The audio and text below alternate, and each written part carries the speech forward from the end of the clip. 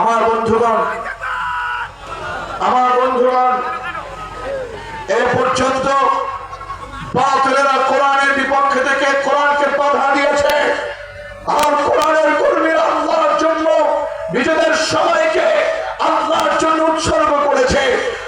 প্রয়োজনে জেলখানায় গিয়েছে, পরিবার থেকে দূরে থাকতে হয়েছে। কোরআনের কর্মীরা একে ভয় পায় না।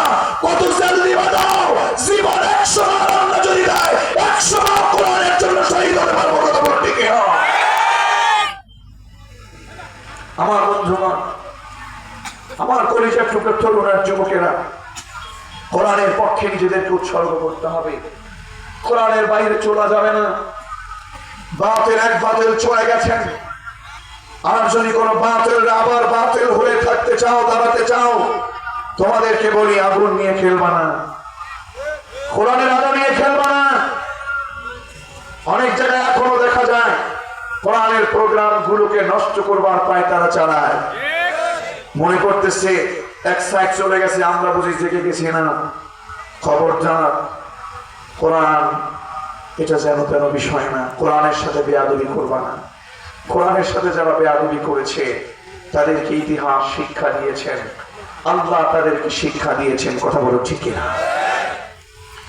যেহেতু আমরা কোরআন নিয়ে আজকে কথা শুনবো, জান্নাতে যেহেতু যেতে চাই, আমাদেরকে 8টা রোডের ভিতরে থাকতে হবে। এর বাইরে চলার কোনো সুযোগ নাই।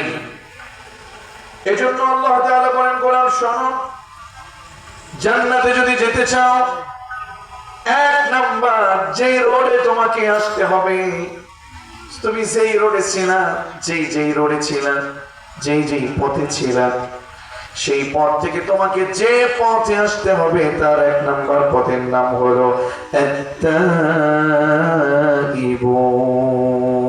জবান খুলে বলুন আল্লাহু আকবার। ও আমার মা বোনেরা, ও কলিজার টুকরো তরুণ আর যুবকেরা, আল্লাহ তাআলা বললেন জান্নাতের প্রথম যে রোড, জান্নাতের প্রথম যে রাস্তা, প্রথম ম্যাপের প্রথম রাস্তা হলো তোমাকে তওবাকারী হওয়া লাগবে। তওবা শুনতে শুনতে কেন যেন আমাদের বুঝ ভালো করে আসে না। তওবার আসল জিনিসটা আমরা বুঝি না। তওবা মানে কি এটা আমরা বুঝি না। তওবাকারী এটা যেন তেন কথা না। যত অন্যায় আমরা করেছি, যত অপরাধ করেছি, যত পাপাচার, যত অপরাধ আমাদের ভিতর দিয়ে সংগঠিত হয়ে গেছে, আল্লাহ বুঝাতে চাইলেন, গোলাম জান্নাতে যদি যেতে চাও, সব পাপাচারিতা, সব অপরাধ তোমাকে পিছনে ফেলে একমাত্র আমি রবের পথে তোমাকে ফিরে আসতে হবে। ঠিক না? তুমি যদি কোরআন বিরোধী আন্দোলন করতে, সেটাকে বাদ দিয়ে দাও। তুমি যদি সুদ খেতা, সেটা বাদ দিয়ে দাও।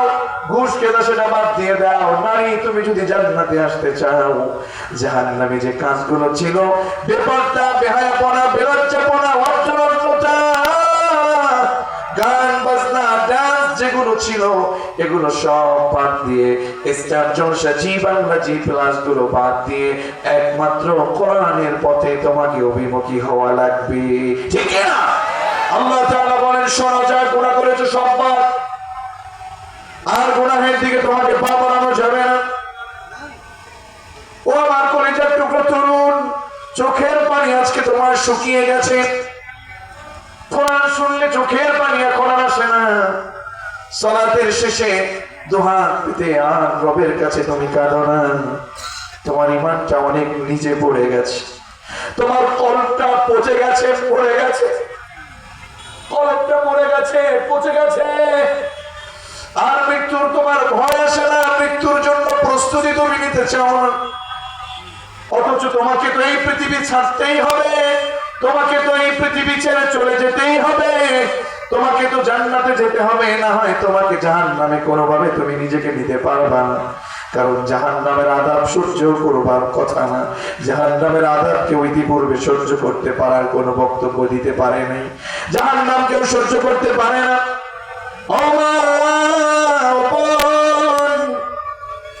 কোন হাত দিয়ে তুমি গুনাহ করো? এ যুবক, তুমি কোন হাত দিয়ে তুমি অপরাধ করো? কোন মুখ দিয়ে দিয়ে তুমি মিথ্যা কথা বলো, কোন মুখ দিয়ে তুমি অপরাধ করো, কোন চোখ দিয়ে তুমি অপরাধ করো, কোন কান দিয়ে তুমি অপরাধ করো, যেদিকে তাকাবা সব অঙ্গ প্রত্যঙ্গ একজনেই আমাদেরকে দিয়েছেন। জবান খুলে বলুন না তিনি কে? আরো জোরে বলুন না তিনি কে? তুমি হাত দিয়ে কেমনে তুমি আলেমের বিরুদ্ধে তুমি মামলা করো? কথা বলে না কেন? ওই হাত তো তোমার না, হাত কার? আরো জোরে হাত কার? তুমি কোন চোখ দিয়ে তুমি কোন চোখ দিয়ে গান বাজনা বেহায়াপনা দেখো? ওই চোখ তো তোমার না, চোখ দিয়েছে কে? আপনাদেরকে আমি শ্রদ্ধা রেখে বলছি, আর গুনাহের পথে পা বাড়াবেন না। গুনাহের পথে যদি পা বাড়ান, আল্লাহর জমিনে আপনি কোনোভাবে যদি পার পেয়ে যান, আখিরাতের প্রথম ধাপ কবর জগতে কোনোভাবে পা রাখা যাবে না। ঠিক না? পা রাখতে দেরির সাথে সাথে আযাব শুরু হয়ে যাবে। কবরের আযাব এত বেশি কঠিন হয়ে যাবে, কবরের আযাব এত বড় মারাত্মক। কি করে বেপরদায় থাকেন, কি করে কোরআন বিরোধী আন্দোলন করেন, কি করে সুদ খান, কি করে ঘুষ খান, কি করে মানুষ মারেন, কি করে খুন করেন, কি করে খুন করেন।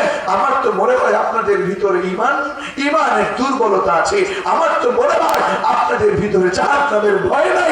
আর জাহান্নামের ভয় যার ভিতরে আছে, সে তো কখনো গুনাহ করতে পারে না, সে তো কখনো মিথ্যা কথা বলতে পারে না, সে তো কখনো বিবাদ করতে পারে না, সে তো কখনো মানুষকে জুলুম করতে পারে না, সে তো কখনো কোরআনের পাখিদেরকে ধরে ধরে ধরে ধরে তাদেরকে ফাঁসির কাস্তে ঝুলাতে পারে না। বড় দুঃখ লাগে।